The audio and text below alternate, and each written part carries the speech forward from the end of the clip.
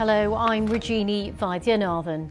The 5 victims who were travelling in a car which crashed with a police armed response vehicle on the A66 in Middlesbrough in the northeast of England in the early hours of Saturday have now been named. Well, yesterday 2 police officers who were also killed in the collision were named as PC's Matthew Blades and Tom Clough. Well, our reporter Peter Harris is at the scene. So, Peter, you have those names. Difficult time, of course, for everyone involved. Just tell us more about what we've been hearing. They're all very young victims, weren't they? Very young, yes. That's the thing that really leaps off the page when you see that list of those who were travelling in that Volkswagen Passat when it was in collision with a police car, the 5 who were killed. There's a 16-year-old among them, a 17-year-old. Their names, which I'll give you now: Cole Robert Worthy, he was 16. Theo Ray was only 17. There was an 18-year-old, Makai, Saddington, and then 2 23-year-olds, Jacob Matusiak and Michael Robert Cahill. Now, Cleveland Police say they have officers, liaison officers, working with the families of the 5 young men and teenagers who were killed here in the early hours of yesterday morning. We've been hearing more today as well about the 2 police officers who died, PC Matthew Blades and PC Tom Clough. Matty Blades, in fact, it turned out, was a football coach in his spare time, very highly thought of, at Seaton Carew Football Club, which is about 15 miles from here. They've paid tribute today and also passed on their condolences to Matty Blades' wife and 2 sons.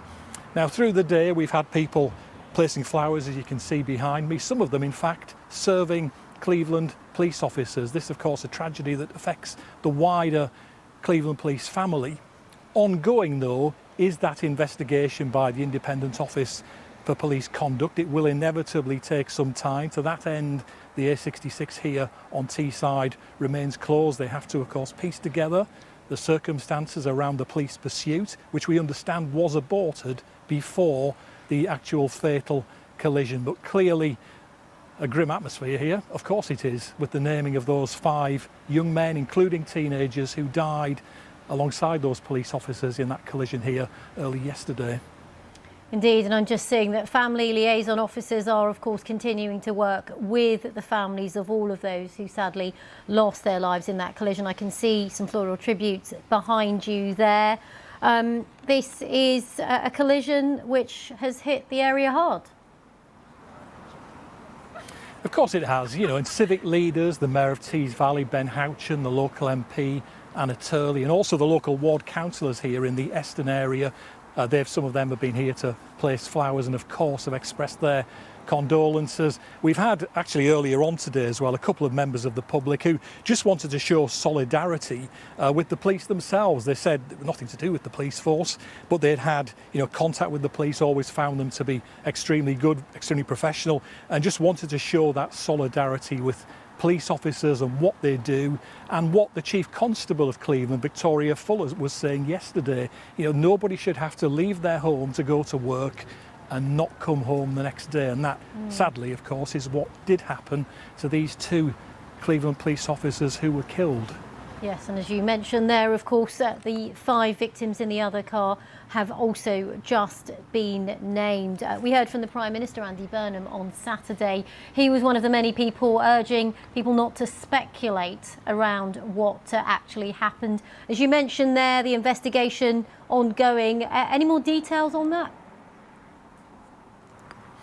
No, there isn't. As I say, I would imagine that investigation will inevitably take some time. The road, of course, here, the dual carriageway, has been closed since 3:30 yesterday morning. There's no sign of that reopening. Clearly, they have to piece everything together, the circumstances leading up to that collision. You know, as we understand it, the police car, the armed response vehicle that was involved in the fatal crash, was never a part of the pursuit, and as we understand it, the pursuit had indeed been aborted before the fatal collision. But these are all things inevitably that the IOPC needs to investigate. Indeed. Peter Harris, thank you very much once again for bringing us the very latest from the scene there. We do have more on the BBC News website as well, and of course a full list of those victims' names which has just been released.